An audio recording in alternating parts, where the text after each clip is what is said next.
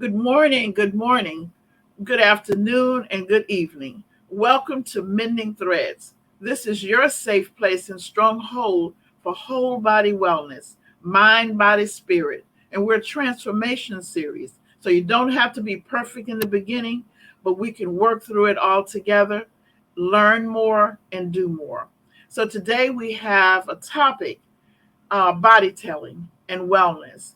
And we have gotten many questions from the community about mental health as it relates to wellness, about systems of the body. And so today we have the perfect person with us today to discuss the issue. I want to bring on Dr. Floyd Atkins from the Center for Wellness and Healing.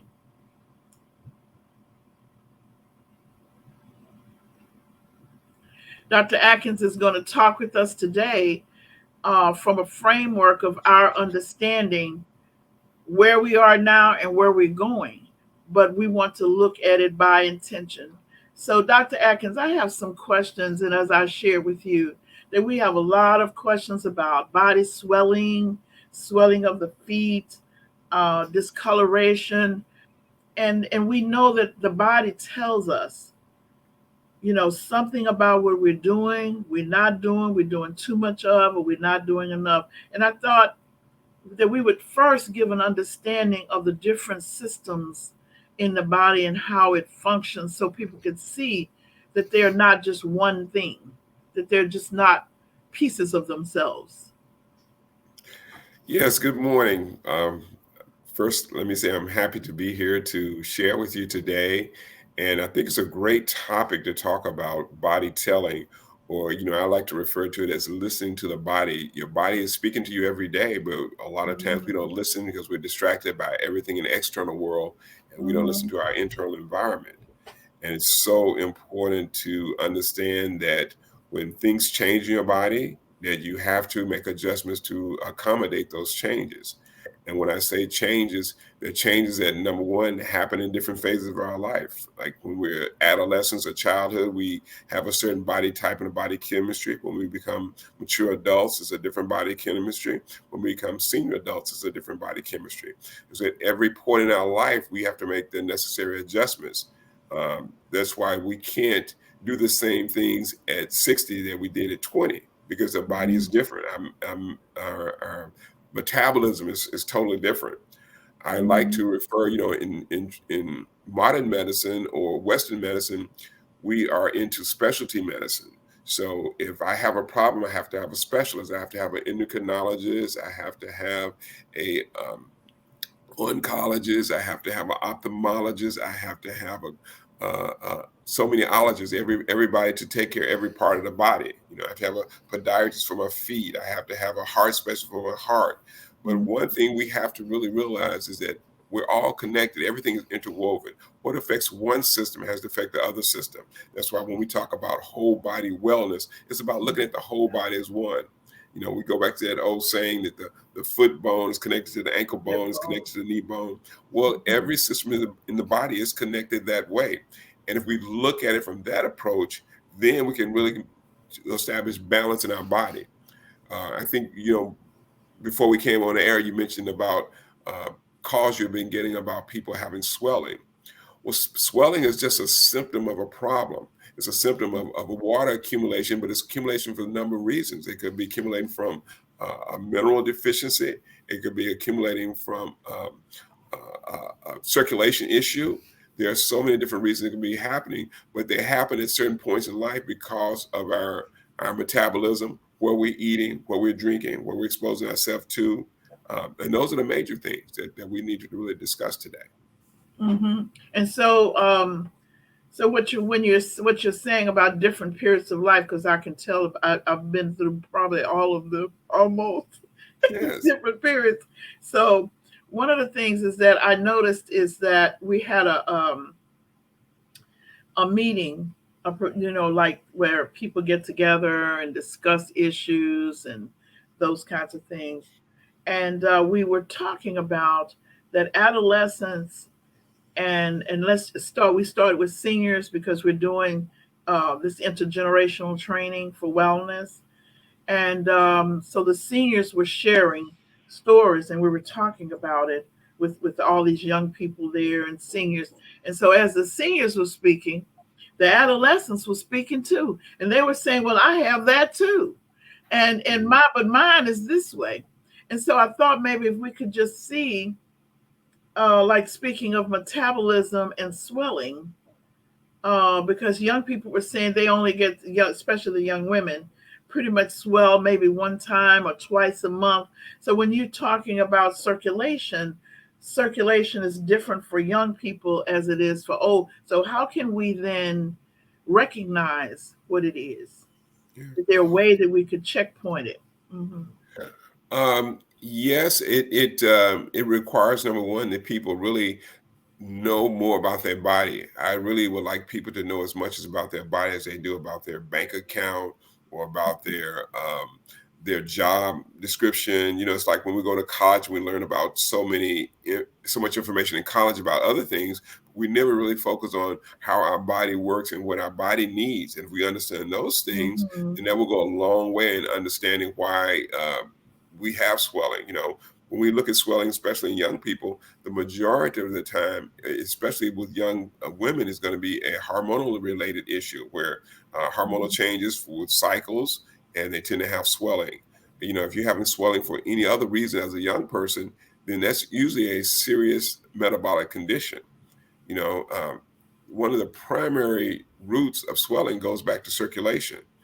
And so when fluids flow out of our blood vessels and bathe our tissues, and they're supposed to come back into our lymphatic system and get drained out. But it's a slow process. They go out faster than they come back into our system, and it causes those tissues to swell. Well, and that could be from a mineral imbalance, but usually you don't see those with young people. You don't see that too often. In young person swelling, it's always a sign of an inflammation, either injury or some other type of inflammation. With an older person, it could be just the fact that their organs are not functioning the way they did 40, 50 years ago. If Hmm. your kidneys are not filtering as efficiently as they're supposed to be, if your liver is not working as effective as it should be, then you can tend to have swelling because everything tends to slow down. Your heart muscle is not pumping the way it normally would pump. So it can pump blood out into the system, but getting it back to the heart takes a little bit longer, so we tend to swell. Um, so you really want to know, you really want to focus on especially with a person who's, I can say, over 60 years old, on what do I do to prevent swelling, and those are things that Hmm. we talk about so often, which is detoxification, because you have to understand that our organs that can control or um, kind of regulate our swelling or our body fluids Hmm. is a filter. They filter the systems of our body, and when those filters are not working accurately, then we tend to have swelling. Uh, for an older person, swelling is not so much of a hormonal issue. First thing I think about is a cardiovascular issue. Is that for some reason your heart is not as effective. Your what we call ejection fraction, how strong your heart pumps, is not the way it used to be. And it's not necessarily because of age. I always look at nutrition first. If you don't have the right magnesium, potassium, the mineral balance, then your heart can't contract and relax the way it should be. So we want to focus on getting our mineral balance correct. We want to focus on getting our nutrition correct. We want to focus on getting our antioxidant enzymes correct. We want to focus on getting the things that makes our heart stronger. We want to focus on things that clean out our blood vessels, because even if your heart is pumping strong, if your blood vessels have a lot of sludge in it from cholesterol and plaques, Hmm. other things Hmm. from eating too much processed food and partially hydrogenated oils and those good ribs and the barbecue sauce and all the things we eat that tend to clog us up over time, we have to change that. We have to cleanse those things out, and we will get better functioning. So with each person, to address those issues, it always goes back to diet. But yeah, there is a difference between those two age groups. And it's sad for me to hear when you say that young people are experiencing the same things, because what we're seeing more and more is that young people actually are in their 30s and 40s experiencing the same things Right. as my generation experienced in their 60s and 70s, Hmm. only because the exposure they have to what I call more processed foods and more toxic foods is greater. So it has a greater impact on their overall health. So we have to have a plan, have a course of action to take to prevent these things from happening when we can see them happening. So is it a way to, okay, is it a method to, when you're looking at your food and looking at your behavior, what your body is saying? So if the body is swelling, and you mentioned some things, how do you know whether you would need your minerals in your body is out of whack? What would you need to do? Would you need to go to the doctor and have a specific test, or is it something you can do at home before you go to the doctor to kind of weigh in for yourself and know what to say to the doctor? Well, that's a challenging question because for most people, it for people who are not, I'm going to say, not on the spectrum of biology or science or wellness, it can be more difficult because understanding what's going on in my body, they don't put the correlation together that when my feet are swelling, that it may be a nutritional imbalance, and they just think maybe I was standing up too long, or maybe I was walking too much, or I did something that caused my feet to swell, or they'll see it swell and they'll tend to ignore that because they just think it's going to go away. But it's swelling, especially in your feet, is a sign that something is out of balance, and then you have to address that. And for most people, it would be going to see a doctor and get an evaluation. I don't reject Western medicine because Western medicine has one of the most sophisticated processes for diagnosing a problem. I mean, we can find the problem when it comes to testing, when it comes to blood work, when it comes to diagnostic studies. My concern with Western medicine is that the treatment program is always a pill, surgery, radiation, or chemotherapy. And when you look Mm-hmm. at it, it always comes out to those when it's going to be medication, or if the medication doesn't work, you're going to get referred to a specialist or a surgeon. If that doesn't work, it's going to be the chemotherapy, radiation, surgery. I mean, radiation, chemotherapy, radiation. And those are really Mm-hmm. the only choices that you have. They really don't talk about nutrition. They really don't talk about lifestyle change. They really don't Mm-hmm. talk about relaxation and meditation. We're talking a little bit more about getting quality sleep, but people don't realize how important sleep is. Because even if Mm-hmm. you're sleep deprived for long periods of time, it can cause an inflammation in your body that will lead to swelling. And so, being able to find out these things, a layperson may not be able to identify those things. So, you want to have a healthcare professional who is more holistic minded, who looks at the more of the whole body approach of why am I feeling that way. But the Mm-hmm. main thing is when we in ourselves feel changes in our body or recognize changes, that we want to make sure that we are that we can address those issues. So So that's the that main that's thing. that's a point. That's a point there. So do you have like a checklist for somebody to pay attention? For example, when you do your screenings, when the person comes in, is it something you tell them to screen for themselves before they come in? Like, are you urinating frequently, or are you drinking so much water, or you whatever this, so that you could so they could determine one of these specialists that they would attend, that they would visit. Um, there is not a specific checklist because to go to see a specialist, most time they want you to have a symptom. So we want to start off before we have symptoms, or if our early symptoms are is like I'm having a headache every day. I've been having a headache all this week. Well, that's a symptom. Or if so, most people think of headache, they think of I need some pain relief, or I need to see a doctor to take care of the headache. But the question you should ask is, why do I have a headache? The first thing you will look at is, what do I put on my body and what do I put into my body? So diet, nutrition, lifestyle are the main things that contribute to the symptoms that we have. Symptoms are they don't come from any place other than what we are exposed to in our environment, or we're exposed to with our diet and lifestyle.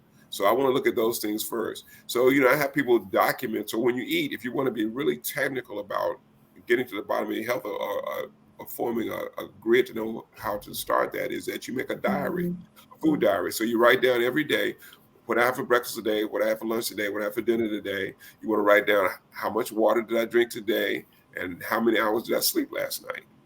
And just getting those factors alone will give us a start. And they may not say anything to you at first, but after you do that about 2 to 3 weeks and look at the patterns and say, I ate this meal this day and I ate this meal that day, and I had a terrible headache the next day, or my stomach was upset the next day after that, or or I woke up the next morning and I felt like all my bones was cracking and my joints was hurting and my muscles were sore. We ate something like that, and joints cracking and muscles sore is a sign of musculoskeletal inflammation. So inflammation comes to go back again to diet. If you ate a heavy meat diet, if you ate, say, a lot of how would I say it? A lot of nightshade plants like eggplant or tomatoes, bell peppers. You have to look at the diet to see what's associated, because normally what people do is they have the pains, they run straight to their doctor. The doctor will give them a medication to mask their pains, and you never find out where did the pain come from. Or you say, well, it's gone now. It's not really gone. You just can't feel it. So Yes. we want to address that. So, You are having really having right on. You right now you're speaking about something so critical, because it sounds so general, but it is critical because of the categories. yes, So most people, when I actually, what I do in the office for mental health is I find out about certain things that they're eating, do they, and really need to see a holistic care doctor. What do you yeah, need to do, or the right type of nurse practitioner that actually pays attention to your urine and your food intake. And one of the yeah, things is that we found that the groupings of the food, that people have no idea yes, about certain things, about arthritis and shade vegetables and yes, things like that. yeah, and it's important. So, and when you talk about really getting to the underlying cause, you have to be proactive. So you don't want to wait till you have a problem. And I mean, the earliest signs of a problem when your body is talking to you, like, you know, I'm feeling tired all this week. I'm having a hard time getting out of the bed in the morning. I can't get going in the morning. Well, that's a sign of fatigue.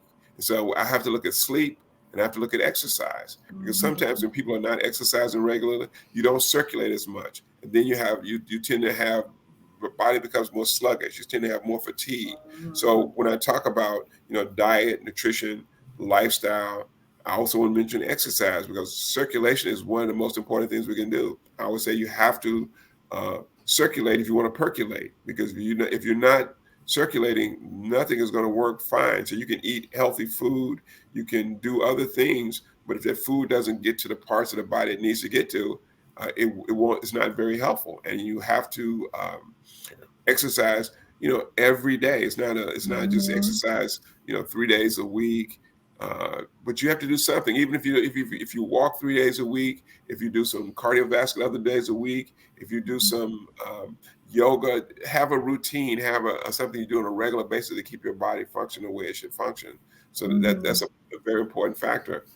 But getting back to the point of having a plan, Hmm. that's the main thing. But you want to have a plan of things I do to eliminate problems. Hmm. Then when you start having symptoms beyond those problems, that's when you can really consult a specialist. But finding that holistic practitioner or that natural practitioner who's going to look at your body from the standpoint of what's missing or what's out of balance and what do we have to get back in balance, Hmm. based on your symptoms.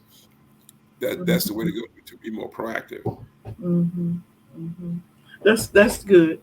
So that we were talking earlier about how to improve the clinic, and you can Mhm. see how that all just fits in to this whole body wellness practice.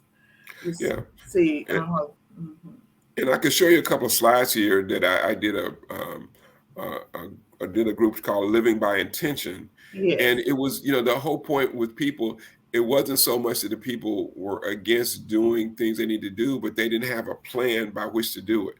They didn't have, people live their life and they go along and they just kind of waiting for something to happen, or they live their yes, life hoping nothing will happen, yes. or when something happens unexpectedly, we call it an emergency, and then we have to go to the emergency room.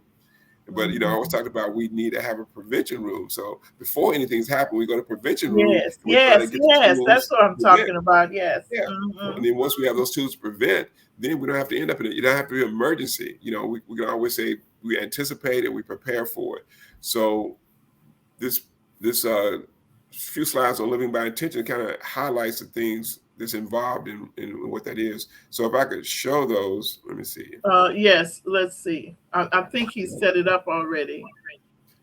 Okay, share screen, share.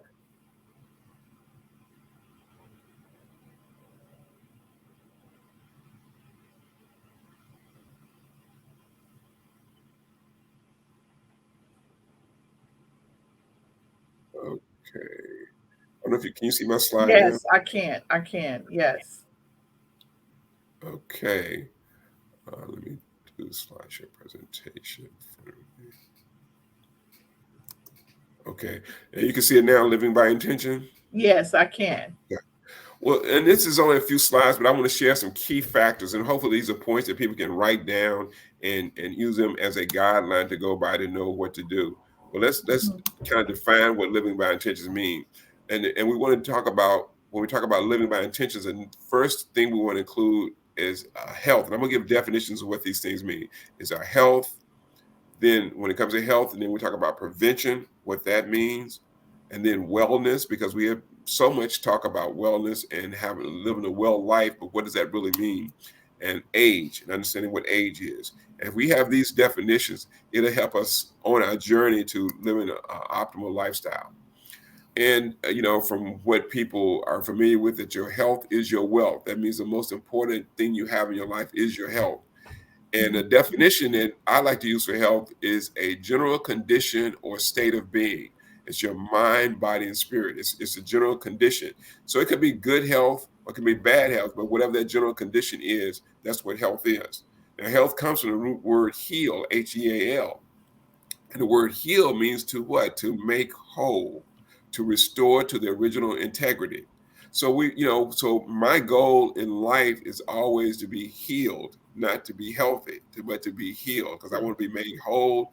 I want to be back to where I was when I was, you know, 5 years old. If that was possible, like, you could have that body of a 5 year old, that everything is working right. You're jumping, you're falling, you're bumping, you don't break anything. Everything is Mhm. wonderful and happiness abounds. And then finally, so I want to contrast the word treatment versus healing. And we're programmed in our world today to look at treatment, because when we go to the doctor, I need to go get some medicine. I need to go see my doctor for a prescription. I need to do this. So we want to be treated, but we don't want to necessarily be healed. So Mhm. treatment is symptomatic care, of putting on what I call band-aid medicine. You take care of the symptoms. So if it's a headache, you get a pill for the headache. If it's a backache, you get a back pain pill. If it's a medical fungus, you just give antifungal. If it's a virus, you get an antiviral. But you never really get to the underlying cause of the problem. So our goal with health is to achieve healing, and that way we eliminate the Mhm. problem. Now, when we talk about prevention, I always use this slogan: prevention is the cure. The prevention is a cure to all disease. So that means if you can prevent something from happening, then it never happens. So then we call it a cure. And the Mhm. definition of prevention is: the prevention is the act of preventing. That means you have to go to an action to prevent something from happening. Means to make impossible or to avoid. And that's a powerful statement that when we say we want to make something impossible. So we know things that can happen in our life, but what do we do to make that thing impossible to happen? Or how do we go around it to make sure that we don't have to go through it, that we can avoid it? I like that definition. Yes. Yeah. Mhm. And so, when people understand that, so, and a lot of times I give that definition because I tell people, well, prevention, but they say, well, what do you mean to prevent? And I say, well, if you know that cigarette smoking causes lung cancer, then what do? Don't smoke. You make it impossible. You can't get it if you don't smoke. You have to remove yourself from an environment of chemicals that cause cancer. That means even secondhand smoke. Secondhand smoke is more deadly than the person who actually smokes a cigarette, for people who breathe in the smoke that other people breathe out. Mhm. So we have to stay away from those environments. If we stay in an environment where there are chemical plants, we have to take some extraordinary steps to hopefully remove ourselves from those environments, or if we can't, then we got to learn how do I detox myself when I get exposed to these chemicals. The next statement is, we can only prevent what we can control. And that's a powerful statement. We can That only is, that prevent is. what we can Mm-hmm. control. And so people understand that. You can't prevent the sun from shining. You can't prevent the rain from falling. So we want to focus on, don't get caught up trying to prevent things that you have no control over. But the things you have control over are things in your personal environment: the food you eat, the air you breathe, the water you drink, um, things in your own personal environment. That's what we really can't have control over. We do have dominion over our bodies, so we can prevent lung cancer. I just mentioned that through and other chronic diseases. If it's diabetes, if it's high blood pressure means our blood pressure is high. So we want to get it back in balance where it's not high anymore. If we have high blood sugar, that means we're at risk for diabetes. We want to get our blood sugar down. If we have um, excess body fat, we're obese. Obese is a prerequisite or a precondition to diabetes, high blood pressure, cardiovascular disease, and cancer. So we want to eliminate those things. We really need to focus on managing our body weight. So I wanted to ask the question about that. Uh-huh. So back to that slide that you said, well, we can prevent, we can prevent lung cancer and we can prevent those other things. Is there such a thing as vicarious, coming from a source? So you don't smoke. So that this was in one of our Saturday wellness. You don't Hmm. smoke, you don't drink, you pretty much eat healthy. I guess I'm saying environmental. I'm saying like Yes. things that you can't control or environmental, atmospheric um, situations. Yes, it's definitely complicated when it comes to things like uh, living in, and I'm going to use some direct examples. Living, whether you're living in a toxic zone like Pasadena, Texas, or living in Texas City or Galveston, where there's pollution all around you. Hmm. It gets to be very difficult. But that's why when it comes to health, we have to make some really really serious decisions. Um, I would have to consider, how do I move out of this area? And people think they can't do it, but you have to weigh whether I want Yes, to yes. sacrifice my health for that. And it may be, If you know, that's what I mean. Like if you didn't know, yeah, vicarious environmental things that you don't know, like they were saying in Acres Home, people yeah, didn't know, but all of a yes, sudden they started noticing that and then a lot of people are moving. Mhm. yes. And then then you move out of the realm of prevention, but you move into the realm of, what do I do from a holistic standpoint to um, revamp or rebuild my body? Because if you didn't know, that means you got exposed to some things that possibly cause damage to your organs or to your overall health. So you have to do things. That's when the detoxification process. That's when the diet change comes in. That's when doing herbal medicine that will repair and Mhm. reverse some of the changes that have been taking place come into effect. And that's, I think we have, if we look at what God has already given us in the lines of preventive medicine, or in the lines of herbal medicine, then there are options also. And so we have to turn Mhm. to those things, but you have to get someone who's knowledgeable about that. In traditional medicine, they don't operate based on that knowledge. They operate based on just treatment. Right, right. That's. Mhm. Yeah. So prevention is a cure. Ben Franklin said it best: an ounce of prevention, an ounce means a small adjustment, a small changes is worth a pound of cure. Um, Mhm. and so so a small change is like stop smoking, stop drinking, overeating, Mhm. detoxify. But all these things are small changes, and they're small changes in the bigger picture of our life. Smoking is something that, it may be addictive, but we have to find a way to get past that. But those are changes that are necessary. It's worth a pound of cure, and the cure Mhm. that we have is, as opposed to doing prescription medicine or surgery, chemotherapy, and radiation. I'm not saying these things don't have a place in our life, but we can't use that as a permanent fix in our life. Right. Prescriptions help to get you from one place to another. It may be sometimes the surgery is necessary. even chemotherapy and radiation if you're at a point where that's going to be beneficial. But understand that Mhm. that is not the cure. That is only a temporary fix on the problem to get you to the point where you can heal Mhm. yourself. And I had a person this morning, I couldn't believe it.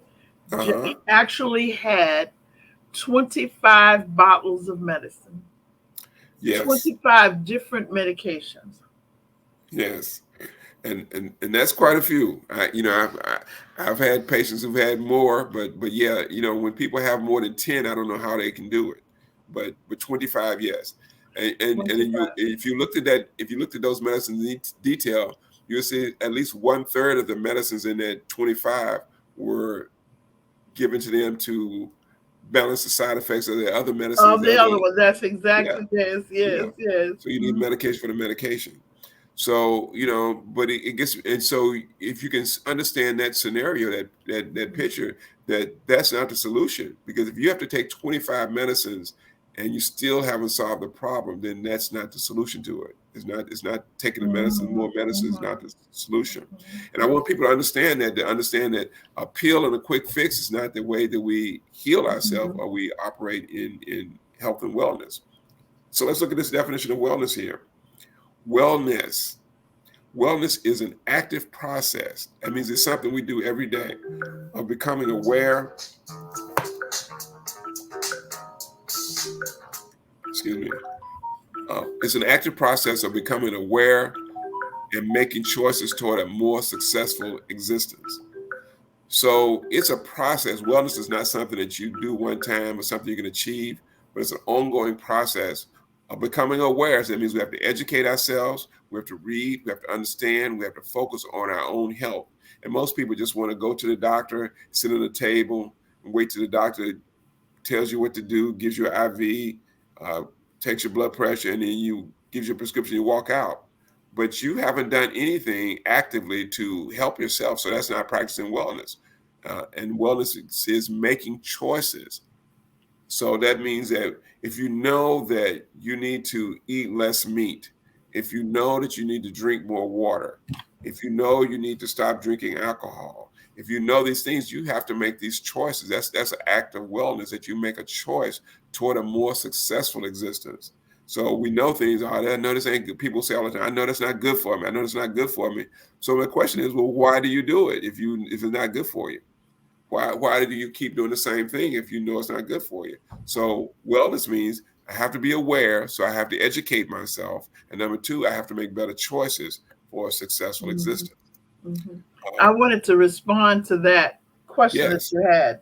So I do ask that question often, and yes, it's on one of our intakes. Whether it be smoking, eating, or whatever. Do you know this? And then how is it you? And what I have found is that it's generally a response to accommodate to another need, which is more emotional. For example, when the person is not under stress, or if there's a death, if there's a loss, it's like hmm, the behavior is an accommodation to balance a personal need. And so it almost doesn't sustain, even if it's changed, unless the personal need is met, the stress need or the personal need or whatever. So even if they temporarily change it, it goes back because one that other need is a little stronger, whichever need yeah, is strong. Mm. yeah, and yeah, I understand that. Definitely, that's definitely the way human nature works. So that's why in those cases, sometimes we definitely need that support system to keep us to stick to our choices and stick to our guns when it comes to decisions we make. Because if you don't, sometimes some people can do it alone, but for most people it can be difficult, especially if they have a history of living a certain lifestyle or certain traditions. So you want to really work on changing those, and that comes in the mind body approach. But another definition of wellness we have here is a healthy balance. Wellness is a healthy balance of mind, body, and spirit that results in Mhm. overall feeling of well-being. Mhm. When you are at peace in your mind, when you are exercising and you're eating properly and you have a good diet and your body is functioning the way it should be and you're feeling overall good about that, And spiritually, you're connected to to um, to whatever your higher being is, that you have peace internally inside. Then that's what we call wellness. It's a mind, body, spirit sense of well-being. And then Yeah. finally, wellness is not something that you are, but something that you do. I'm gonna repeat that. Wellness is not something that you are, it's something that you do. So it's something that you do every day. How are you doing? I'm doing well. So doing well is something you're doing. He or she is Mhm. doing well. So it's an ongoing process.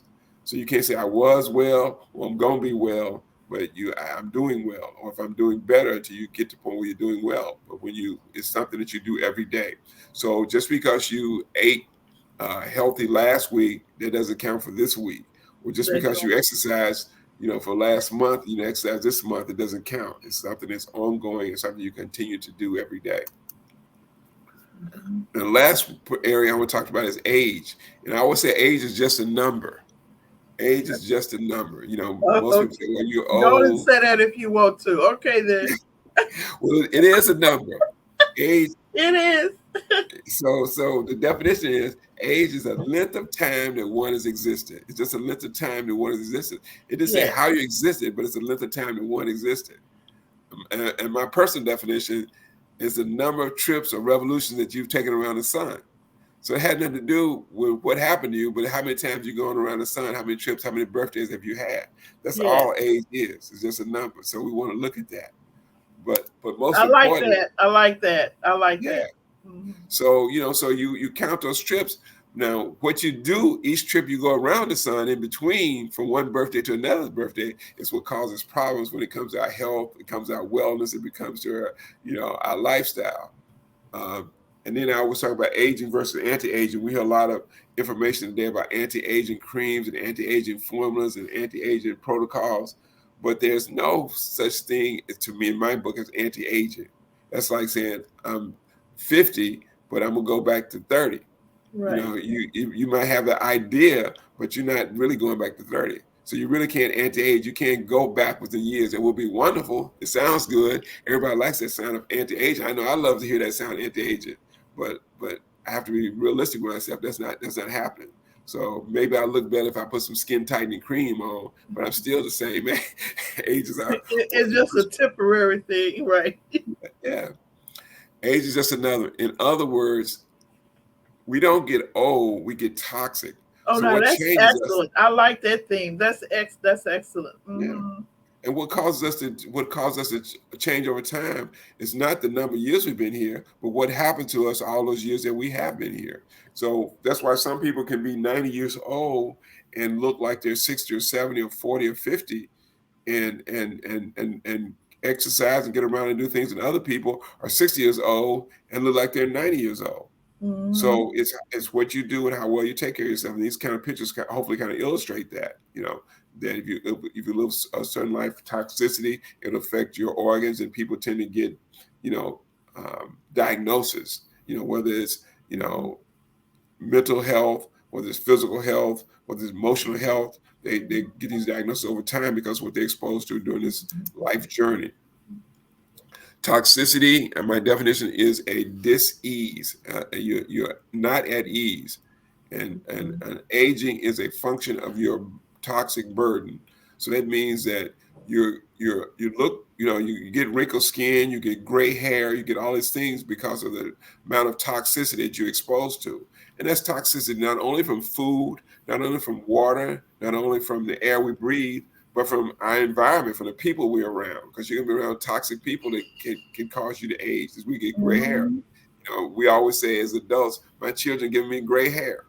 Well, that's not, you don't get gray hair because you're old. You get gray hair because of your toxicity of your toxic Well, burden. you And see all of my gray hair because I had a whole lot of them.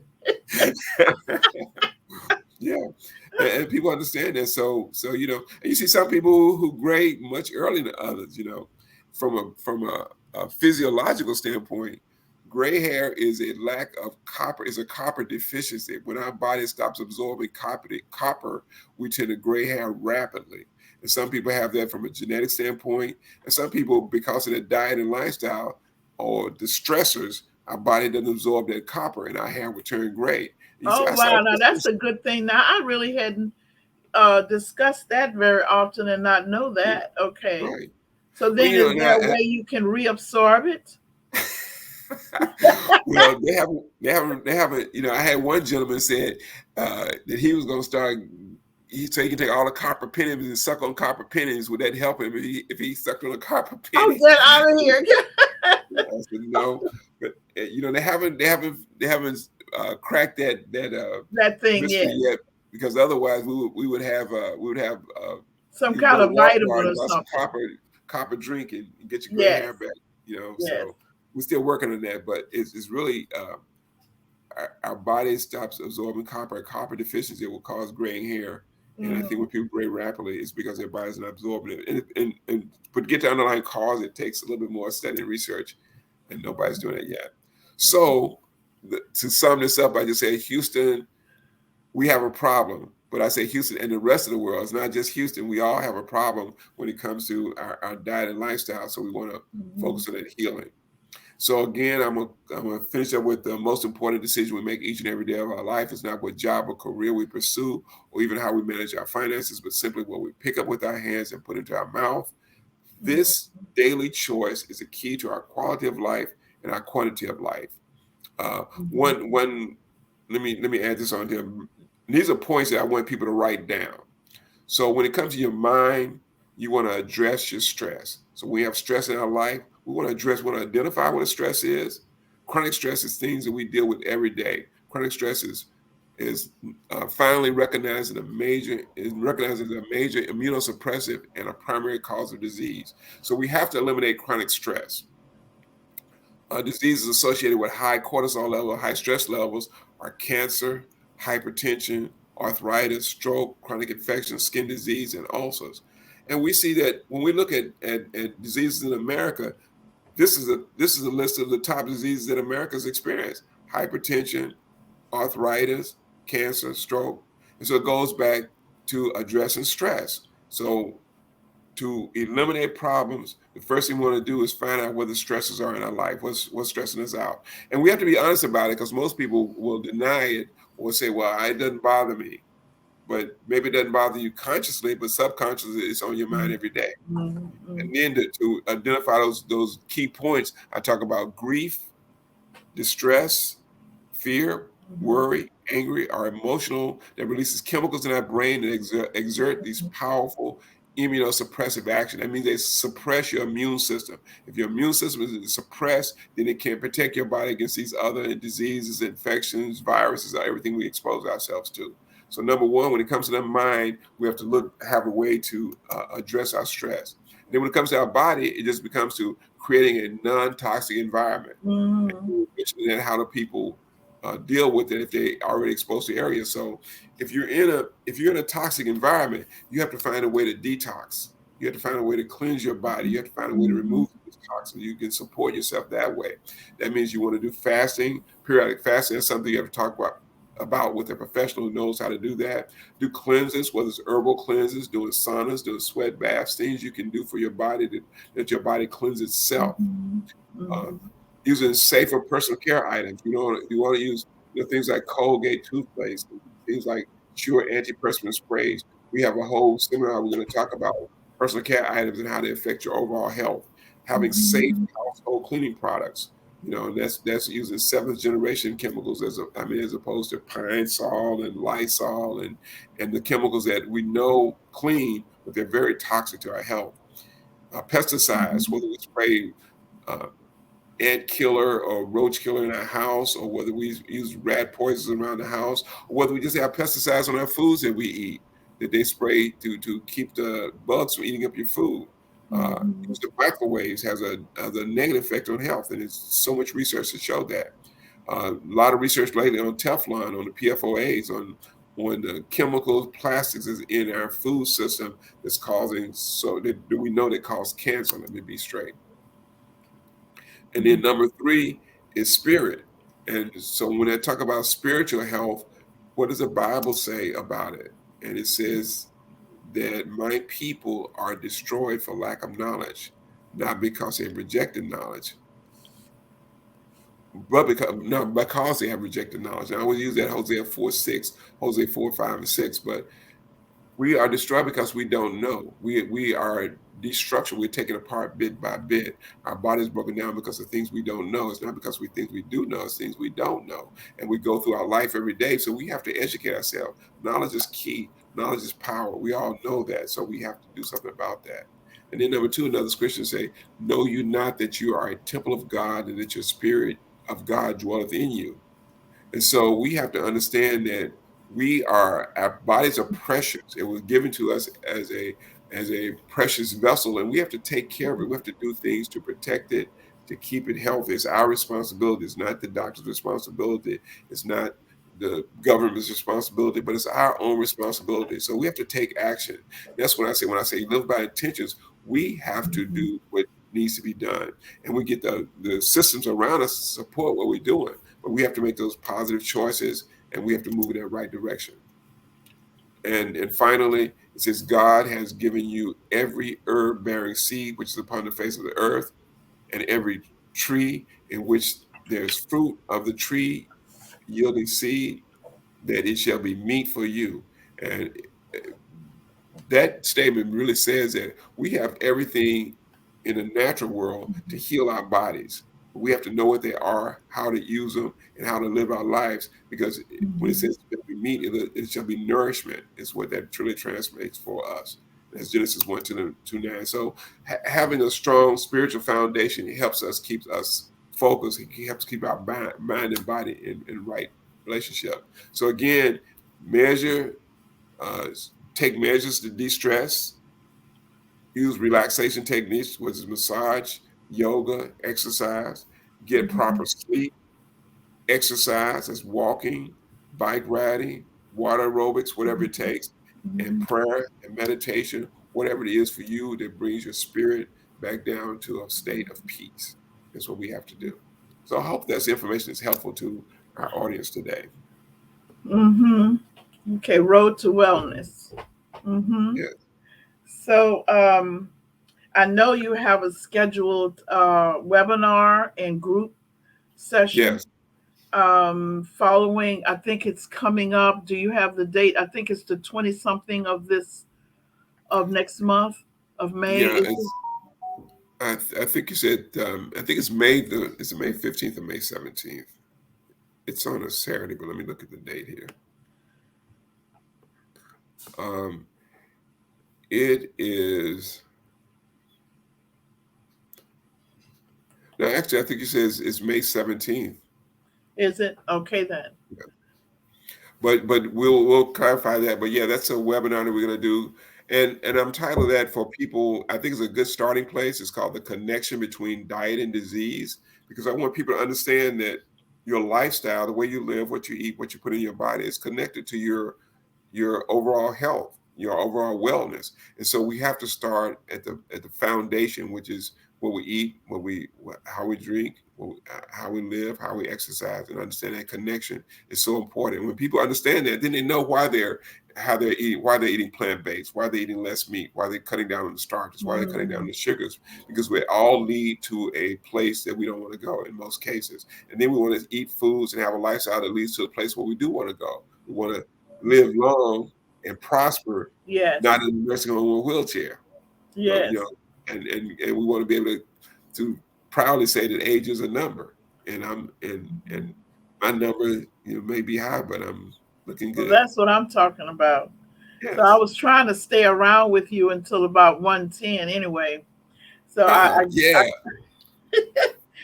that's so 110 years old. Tell her, oh, that's 110 years old. yes, that's what I mean. 110. That's what Yeah. that was the number that I had in mind years ago.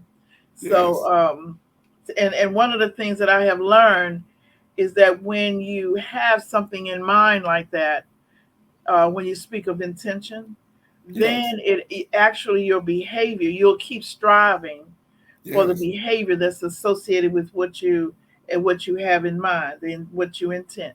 So everything Yes. is a form of intention, consciousness, and awareness about what you have to do.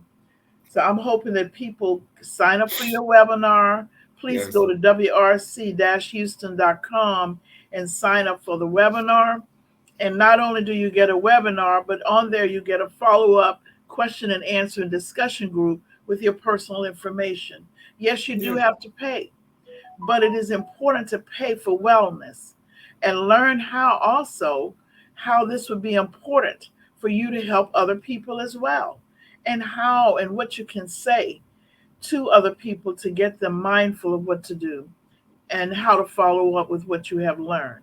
This is why it's important. So it's caring for self and those we serve.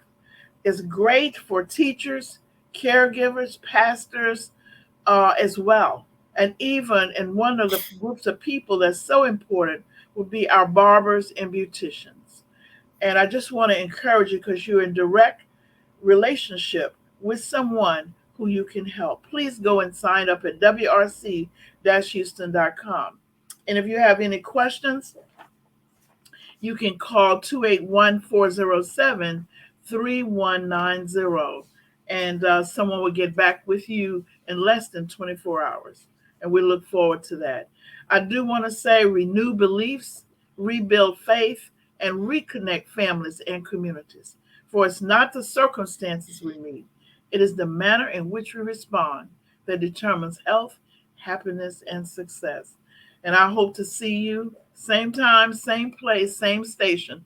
Download Culture Vision TV on your phone, the app to your phone, and you'll be able to see what we discuss every Tuesday evening at 7 p.m. And we look forward to seeing you then. Thank you.